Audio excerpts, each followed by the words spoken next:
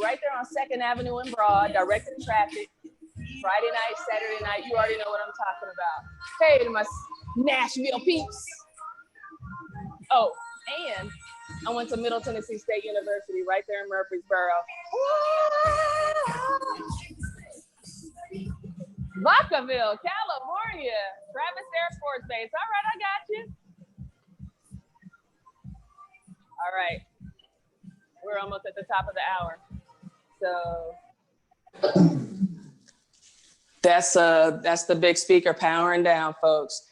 And I am gonna let Gail take it over. Thank you, Vernice. Welcome to all of you for joining us on Motivational Monday. My name is Gail Davis, and I will serve as your host. I am thrilled to have Vernice, FlyGirl, Armour with us today. Vernice is coming to you and to our group here from her home studio in Georgia. And that was really fun. She's, this is our 5th Motivational Monday, and she's the first speaker to say, why don't I get on first? And why don't I welcome people as they join in the chat room? And I just think it was a great way to create energy. So for those of you who are planning virtual events, it's something that you might want to consider. The format today will be 30 minutes. It's an opportunity for you to get to know Vernice and her content. And also, it's important that you know that she doesn't refer to these as virtual keynotes. She refers to them as virtual experiences. As you can already see from when you were signing on, she likes it to be highly interactive.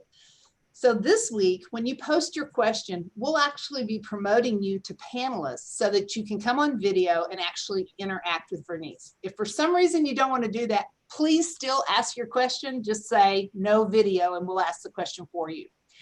In terms of an introduction, I'm going to keep it really simple. Vernice was a policeman, a beat cop, and she went from that to the United States Marine Corps as a combat pilot in just 3 years. She was flying over the deserts of Iraq as America's first female African-American combat pilot. And she realized that a lot of people want to experience breakthroughs in their own lives, but they don't always know how. And that's really what she's all about. Teaching people how to have those breakthrough moments. We at GDA Speakers have worked with Vernice since 2008, and I want you to know that we have consistently gotten rave reviews on her. I have been paying particular attention to how speakers have reacted to what's been thrown their way in the year 2020, and let me just say, Vernice has embraced 2020 for all it has to offer. And with that, Vernice, I'm going to let you take it away. Thank you, Gail. I need to take you on the road with me because that intro was hot. And 2020 has been an interesting year, right? Probably for most of us. So I'm gonna take these out for 1 second. And I was sitting on my deck. It was the beginning of March. My last keynote was February 26th. And I quickly realized with how COVID was moving that keynotes aren't going to be around for a little bit, maybe 2 months, 3 months delayed. So I better prepare for that. And within a few days, I saw my keynote schedule for as far as the eye could see evaporate just like that overnight. And yes, much of my business with meeting planners, bureaus, as well as direct, right? So we've all been impacted by that. And as I'm sitting there thinking, what do I do? Kicking myself in the butt because I didn't have my virtual experiences. I didn't have digital downloads. I didn't have all my videos to go out to clients. And instead of just jumping into go, go, go, go, go, I stopped. And first I remembered what I was telling everybody back in 08, 09 when they lost their job during that first recession. Remember that? I was like, oh man, that's exciting. I'm glad you lost your job. And they're like, why are you glad I lost my job? Because now you can do everything you were too scared to do. You didn't have the guts to do before because of the paycheck or the pension or the this or that. You actually have a clean slate. You can just go and do it. You can create it. And I found myself having to not eat my words, but utilize my words, walk my talk, right? everything that I've been talking about the action and do it and permission to engage, I found myself in that same moment. And permission to engage, that those of you are not familiar with my work, when I was a combat pilot out flying over the deserts of Iraq, before I could release my munitions to take out the target, we would have to get permission from the ground controller. And he would actually say, you have permission to engage, cleared hot. Well, here at home, there are no ground controllers in life. You are your ground controller. If you don't give yourself permission, who will, right? And corporate America ate that up. They loved it because it was about leadership and initiative and everyone's a leader and you don't have to have leader in your title. And there I was having to lead my own life. And I said, okay, what do I want to create? And I got excited because now I had a pretty clean slate and a clear calendar. So what did I really want to create? I got my journal out. I walked around the lake. I took some time for me, right? And what does my life look like? And what do I really want? Then the other concept came into play, the gutsy move, which is in your gut, you know it's right. It takes guts to do it, but you got to take action. Now, how did this come into play? Well, sitting on my deck, a few weeks later, I watched George Floyd take his last breath. One of my fellow brothers in blue. And in that moment, I didn't know what to do. Didn't know what to say, didn't know what action to take. And I said, here I am, former police officer, former soldier, National Guardsman, the folks who were keeping peace on our streets during the protests and the riots, former diversity officer, liaison to the Pentagon. I mean, I was on a committee that was responsible for creating diversity policy for all of the armed services, right across all of the branches. And so there's all that training, like professional training. And then on this side, I was an openly gay Black woman. We would all be able to acknowledge 3 discriminated categories. And I had no clue what to do or say. So it's like, if I couldn't connect the dots, how could the white mom in suburbia with, you know, however many kids, how could she connect the dots? And maybe she didn't even have any dots, right? So of course I immediately thought about social media. Like, I've never used my platform for political things. And I quickly got to, this isn't about politics. It's about being proactive. This isn't about finding fault. In this moment, how are we finding solutions? How are we moving our people forward? And one of my friends talked to me into writing an op-ed. And I'll be honest, in the beginning, I was like, what? There's no way, I don't even know what to do. It's like, Vernice, we just had a conversation. You gave me perspective on policing and chokeholds and the social injustice and what it was like to be a police officer and a Marine and a National Guardsman being out there on the streets. And, you know, what would you have done if you were in that moment having to shoot rubber bullets into the crowd? She's like, Vernice, if not you, who else? And it reminded me of that quote from Clarissa Pinkola Estes. Do not fear. We were made for these times. And I knew I was uniquely made for this time to have this conversation. An old conversation that we are transforming into a new conversation, right? How are we being gutsy in this moment? How are we reinventing ourselves, giving ourselves permission to pivot or plan? Because if what you were doing is amazing and it works right now, you dig in even more. If you need to pivot because who knew your career depends on large audiences all in one place together, you might have to pivot. And here we are in the middle of a pivot, in the middle of 3 huge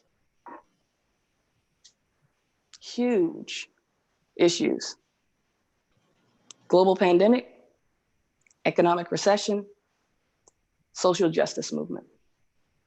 So what do we do and how are our corporate partners handling this? What do they need right now and how am I answering that call? Simple, with a conversation, and I call it the new conversation because the old conversation sounded like this. Dad was teaching me how to drive, getting ready to get my license. I was excited. He said, pull over. I pulled over. I'm going to ask you a question. It's the most important question, but it won't be on the test. What do you do if the police pull you over? Hands visible, 10 and 2. That's right, he said. But Dad, what if I didn't do anything wrong?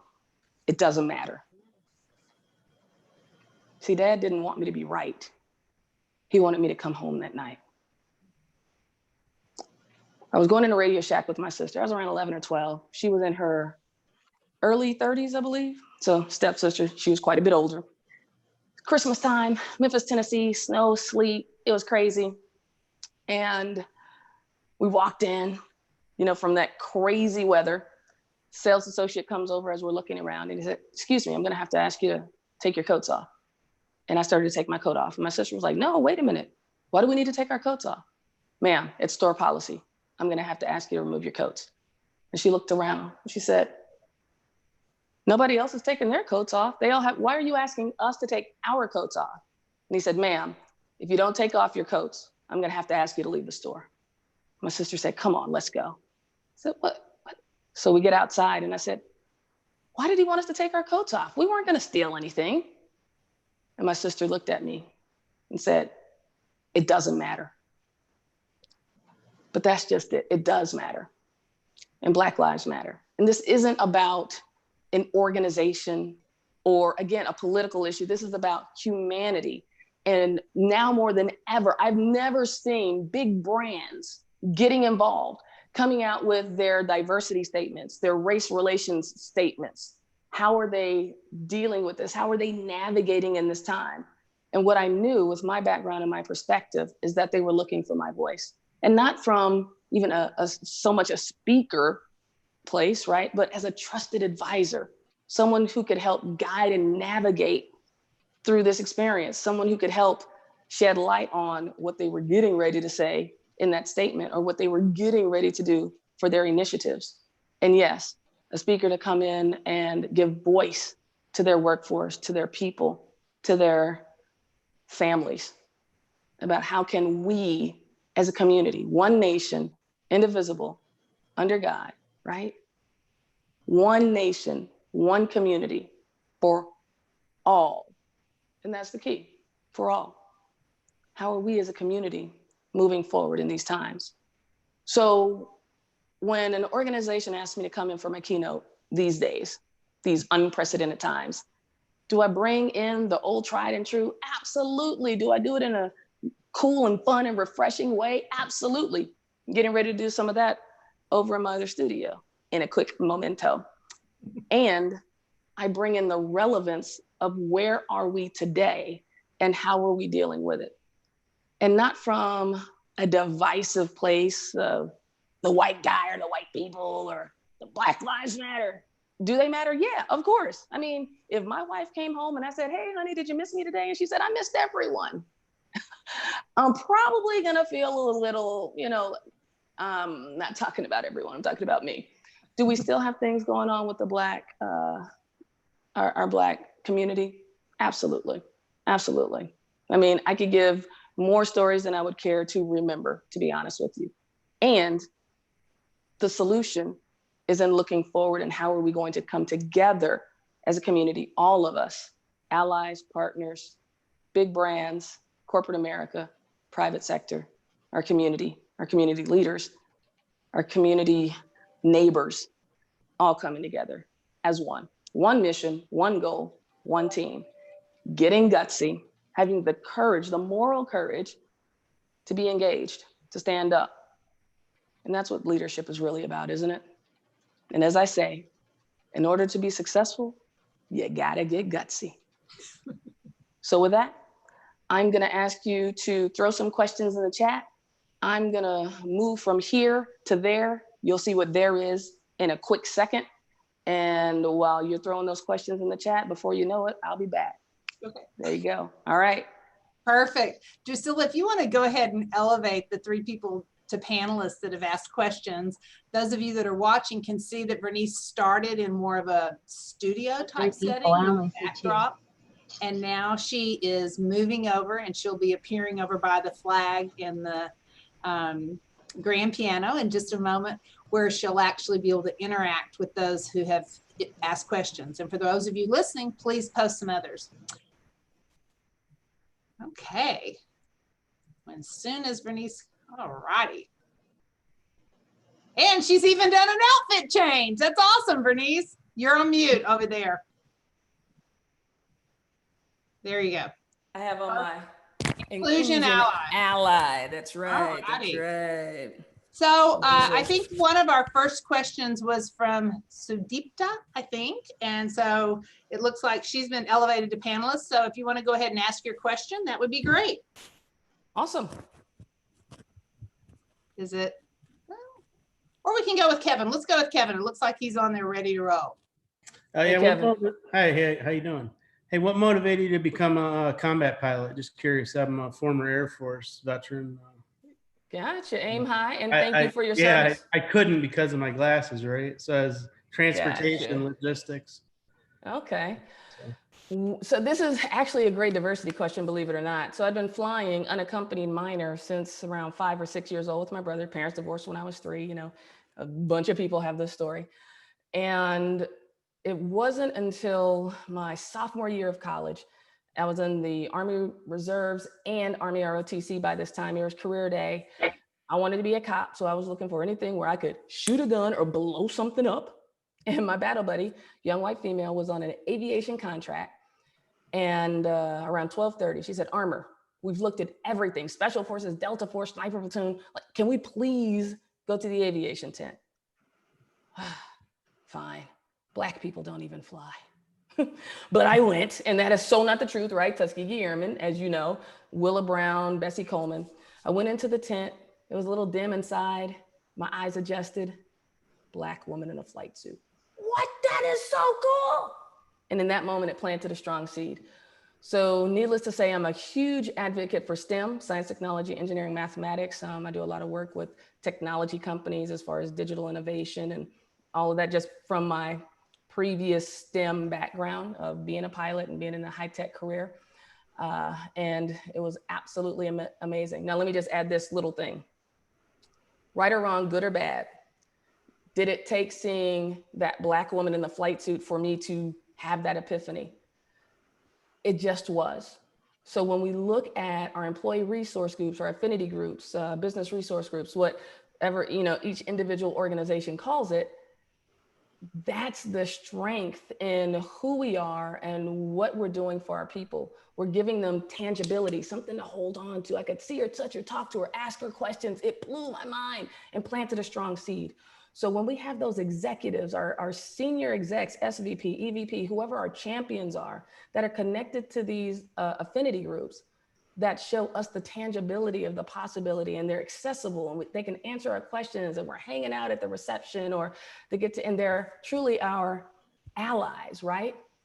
Makes a difference. It makes a difference. It makes a difference. Period. End of story. Thank you for your question. Thank you, Kevin. And I know that Brenna has both asked a question in the Q&A as well as the chat box. Brenna, do you want to come on camera or just audio and ask your question? Yeah, I apologize. I'll just unmute. It's a whole situation. If you didn't have makeup on, that's fine. We don't want perfect. We just want you. No, And it's my lack of technology comfort. I have this docking and undocking station with my laptop that has my webcam, but my regular workstation is based off of 3 desktop monitors that don't have webcams. So it's this whole deal. So is that not crazy? The whole innovation technology thing that we're dealing with, everybody working from home, but say, hey, get back on your computer, listen to your teacher. Yeah. I am setting some goals to make sure that I'm getting this figured out and more comfortable with it so I can start showing my beautiful unmakeuped face more often. Nice. But Vernice, I just wondered if you would like to share some instances in your life, whether personal or professional, where you got gutsy. I'd love to hear what that has looked like for you. It's really interesting because in the midst of doing them, I didn't necessarily feel like they were gutsy, even though when I look back on them now as more seasoned person, I would look at a young person maybe and say, oh, wow, that's really going for it. And I would be excited.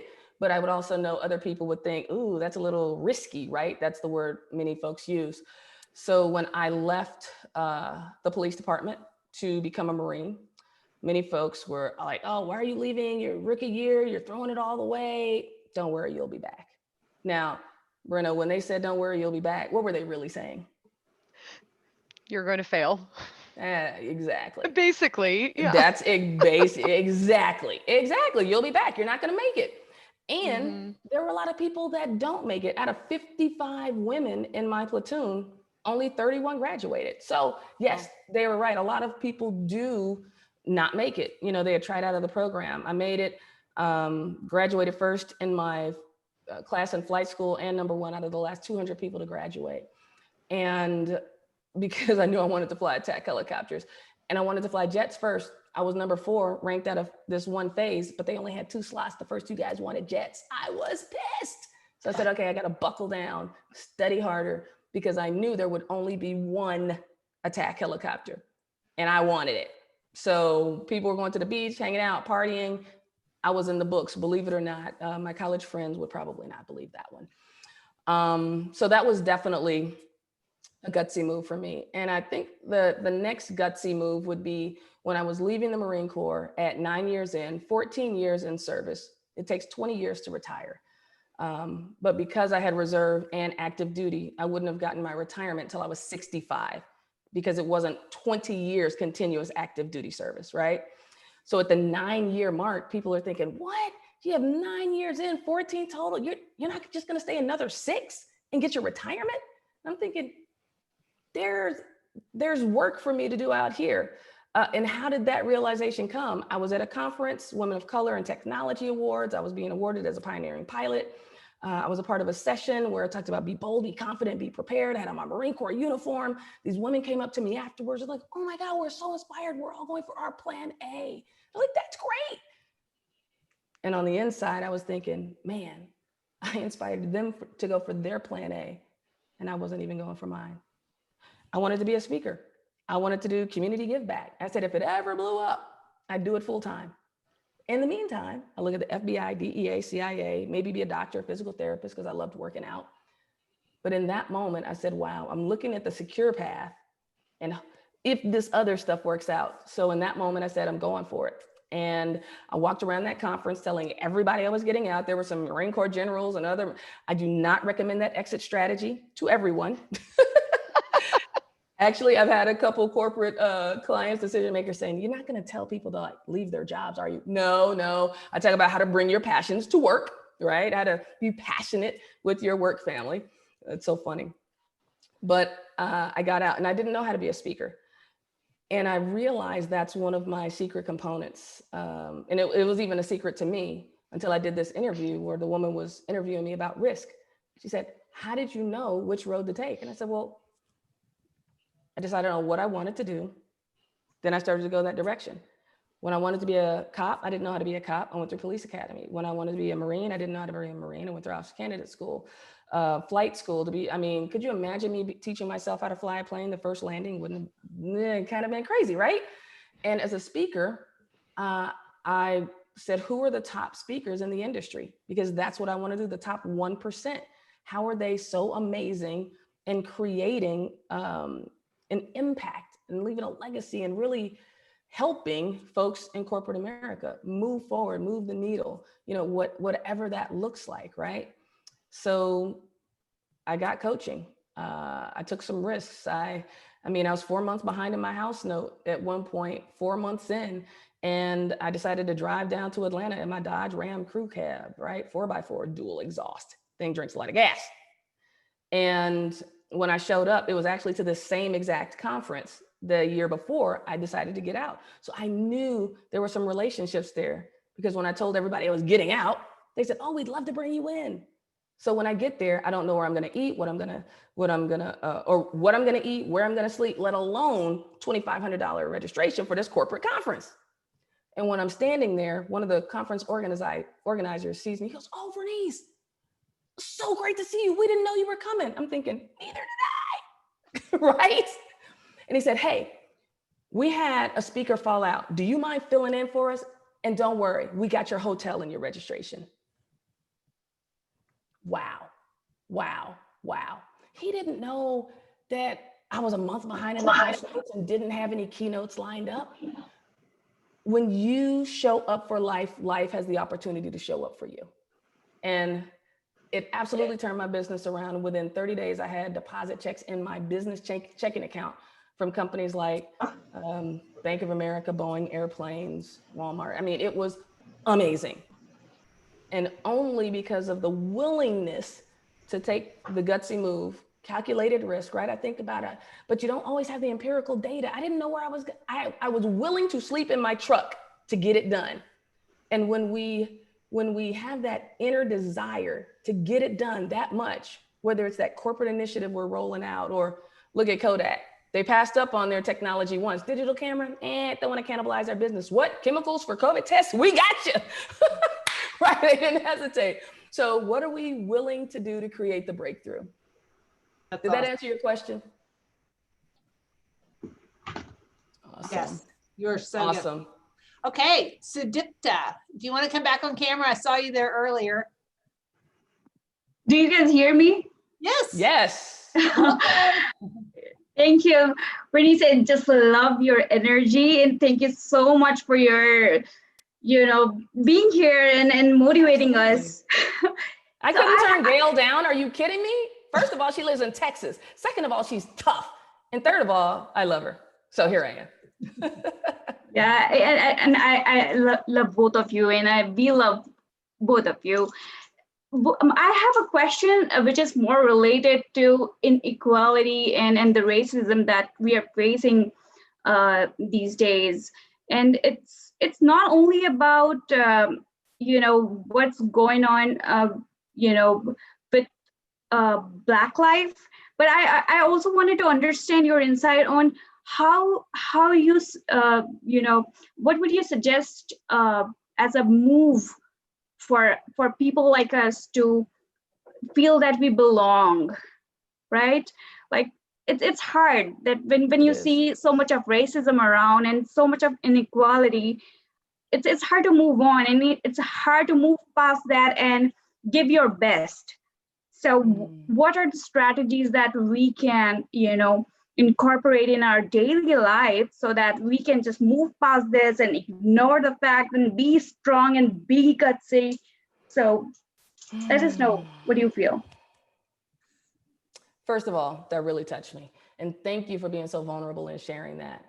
I will give one or two to you, but I'd really love to speak to our allies that are on right now, which are the ones who can help us create that sense of belonging. So for you, and is it Sudipta or Sudipta? Sudipta, right? Sudipta. Yeah. All right, gotcha. Right. Number one, reach out to folks. Ask them to go for a cup of coffee, or say, hey, I just want to engage a little bit, have a one-on-one conversation. Would you like to go to lunch? Now, they might think it's crazy. You're like, okay, why is she asking me to go? It doesn't matter. If they accept the invitation and you go to lunch, you're going to learn something about each other, and it's going to be awesome. Number two, don't be fearful about having a courageous conversation. When there's something you want to create within your team, with your leadership, bring some ideas and solutions forward to them. They're not reading your mind. We have a whole lot of unconscious bias training out there. There are so many things that really are unconscious that it's just a blind spot for folks. And if you don't say anything thinking like, well, they should know, or, oh, I don't want to rock the boat, how are we going to make a difference, right? How are we truly going to move that needle? For my allies who are, watching this right now, live or as a recording, if there's one thing that you can take away from this session today, is diversity, right? It's just who we are, everybody together. Inclusion, you're welcome to the team. And belonging, I know we've been hearing a lot about this lately. When I was in the Marine Corps in that combat pilot, I didn't want to be one of the guys. And I absolutely wanted to be part of the team. And I wanted to feel like I belonged. This one moment, I was trying to create some engagement. I was doing exactly what I asked Aditya to do. So a lot of times the guys would go eat and I wouldn't be invited. So I decided I'm going to go eat and I'm going to go invite them. So I went around to each trailer. I was knocking, empty. There were about 10 or 11 in the row. I opened up a couple of trailer doors. I do not recommend opening up the trailer door of the men. Okay, I'm just the men folk. But I did, I risked it, gutsy move. No one was around. Walked over to the chow hall, opened up the door, all of them sitting at the table. I remember feeling my heart drop to my stomach, and I just wasn't even hungry anymore. I remember that moment like it was yesterday. I completely felt like an outsider and like I just did not belong. Whether it was because I was the Black chick or the gay chick or just a chick, a woman. No matter what the reason, at the end of the day, I felt like I didn't belong. And my morale, my productivity, my feeling of team in that moment, being away from family, thousands of miles away in an austere, combative environment. And I felt like I was dealing with that even on base with my friendlies. It can be tough. So for my allies, are we creating conversation? Are we getting to know our people? When people first look at me, they don't know I'm addicted and obsessed with golf, and I ride motorcycles and have been riding since I was 19, and I love my Ford Raptor. It's a Velociraptor. It was upgraded by Hennessy Performance. So my car lovers out there, you know what I'm talking about. 600 horsepower, torque off the line, baby. But if I can't fly attack helicopters, I had to do something, right? Are we getting to know each other? And as leaders, are we making sure that people are in the right seat on the bus? Are they really in a place where they're bringing as much to our team as they can? And if they were included more, if they actually had a feeling of belonging because we were bringing them in, that discretionary productivity, that 7 to 9% that people can give up willingly or not. Are we able to tap into that? Not just for the business bottom line, but at the end of the day, we spend more time with our work family than we do with our real family. So let's come together and treat each other like it. That is so awesome. It's 2:30. So I want to, for those of you that are on a schedule, we're going to wrap things up and let you go. But for those of you who have a little extra time, Vernice has agreed to stay on to answer a few more questions. Yes, because I see there are quite a few questions in the chat and quite a few people are on. So another 15 minutes, I think would be awesome. If you can stay, great. And if you can't, I totally get it. Drop me a line or reach out to Gail. And Gail, you don't mind if people ask me a question, do you email? Not at all, not at all. FlyGirl at vernicearmour.com. Please feel free to reach out. We're all a team. I work with Gail all the time and she's amazing. And if you do have some tender questions or something you feel that's sensitive or you really want some insight on it, there isn't anything you can ask where I would be offended. Even if it's, how to have a conversation, political or whatever. I'm actually one of those places where it's a safe place to land, pun intended, where you can ask that question. And I sincerely mean that. That's awesome.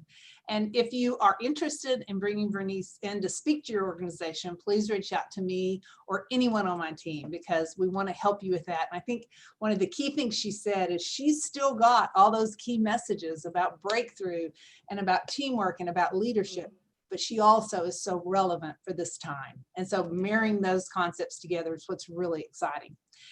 If you are signing off, please join us again 1 week from today, Monday, August 31st for Vin Yang. He is a former entrepreneur. He's a speaker. He combines his love of business and magic, and it's guaranteed to be a lot of fun. Okay, with that, let's do it. Let's stay on for a little after the show.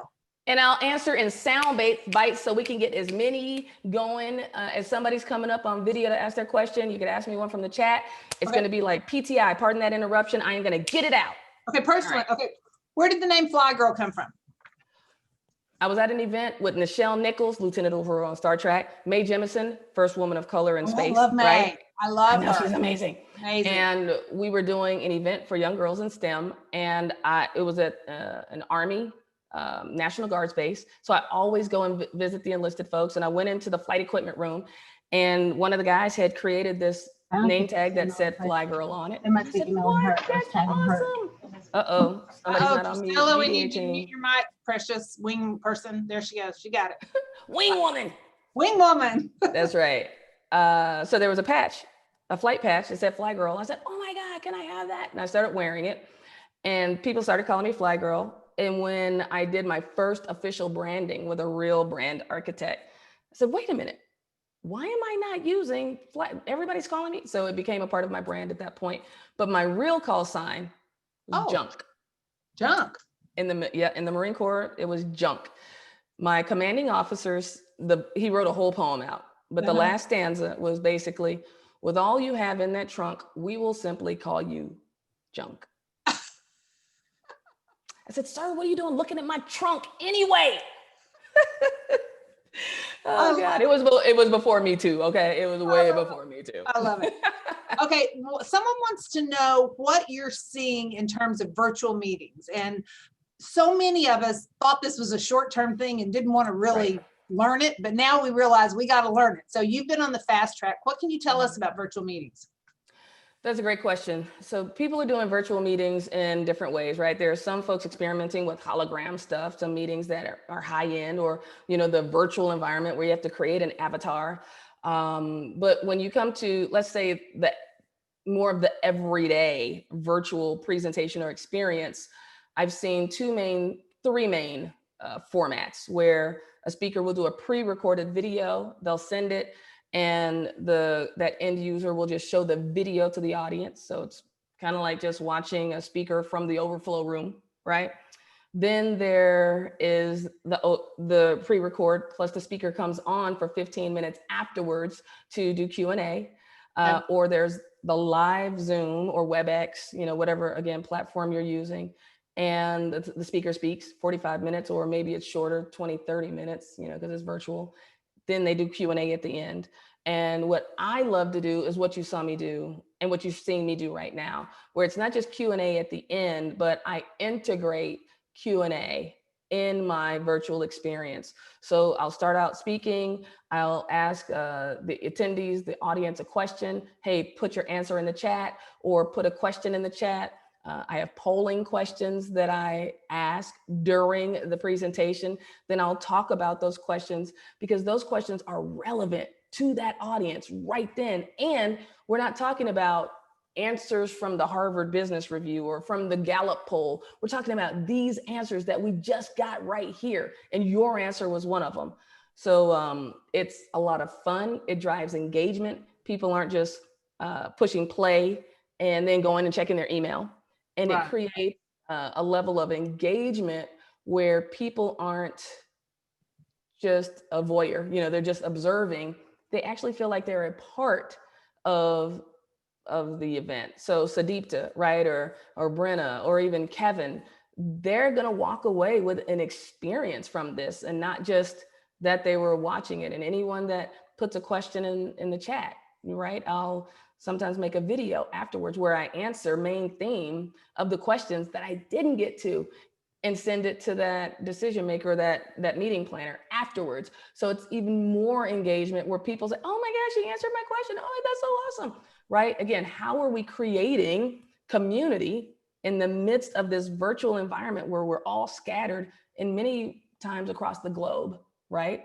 And I think a lot of organizations are grappling with, how do we still preserve our culture? How do we still create community and team in the midst of being separated?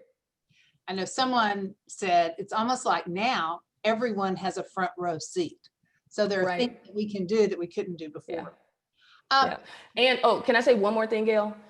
I love it where I can see everybody on Zoom versus the webinar format, because then I can't see people and they know that I can't see them. So it's almost like putting that gap in between the stage and the front row. If the front row was 50 feet back and it has that energy gap, we call it, that webinar mode is an energy gap. Does that mean we can't do it? And oh, of course, especially if you have 10,000 people on the Zoom.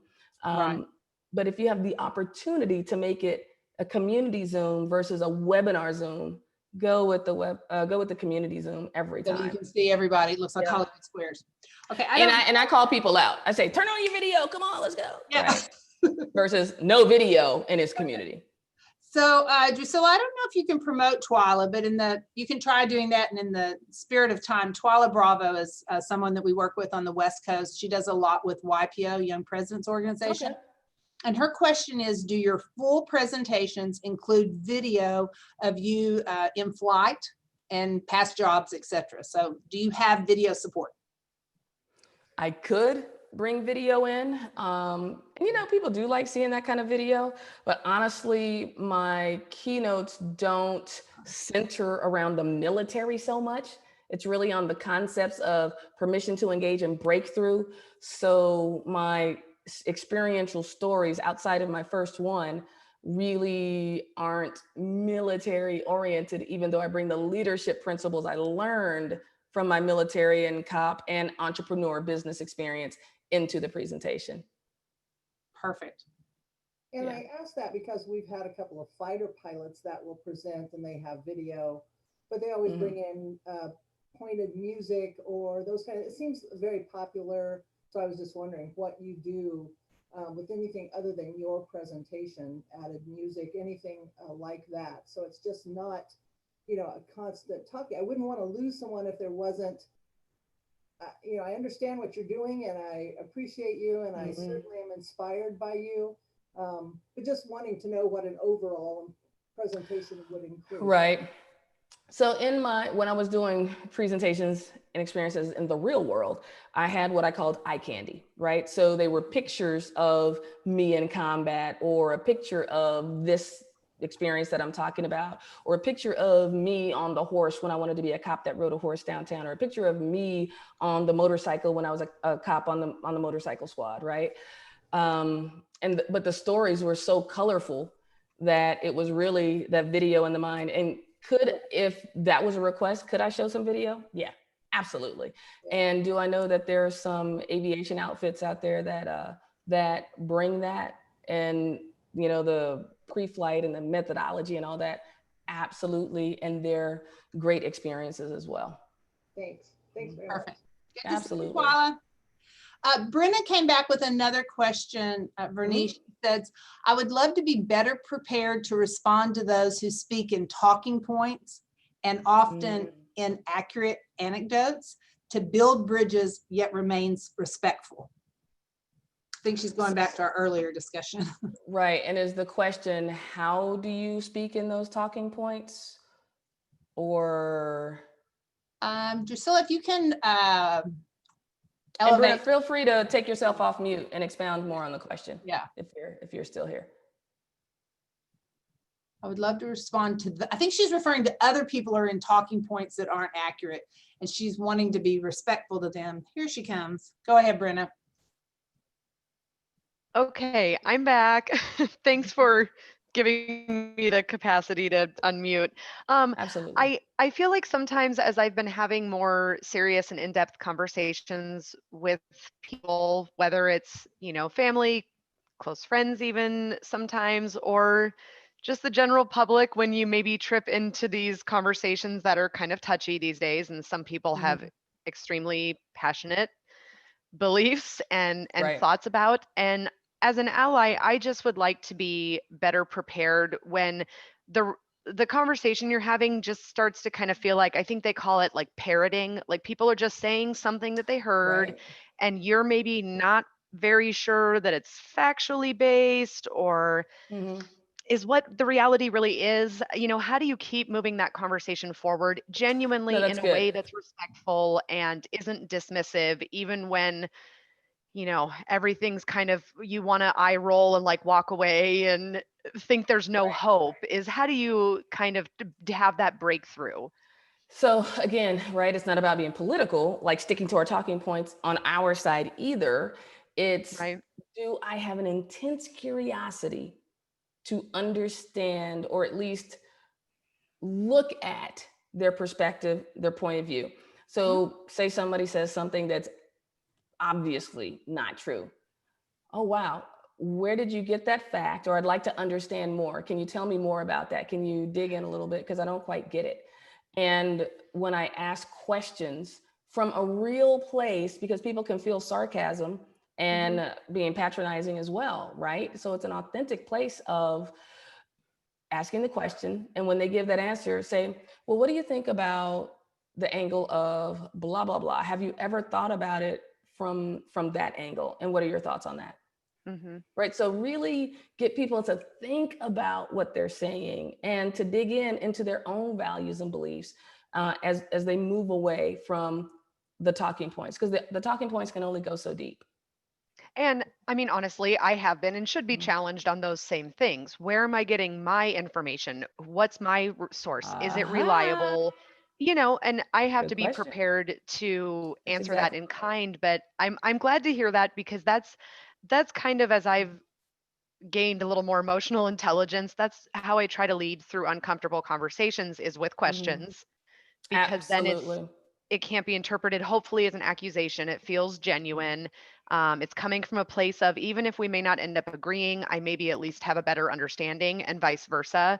So Mhm. that's reaffirming to hear. And I think what I just need to make sure I continue to be very careful of is that I am genuine. It doesn't come Right. off in a condescending or sarcastic way. Is just making Mhm. sure that I really am asking the question because I care, and I want to Right. know. And I think that will do the most to keep driving the conversation forward.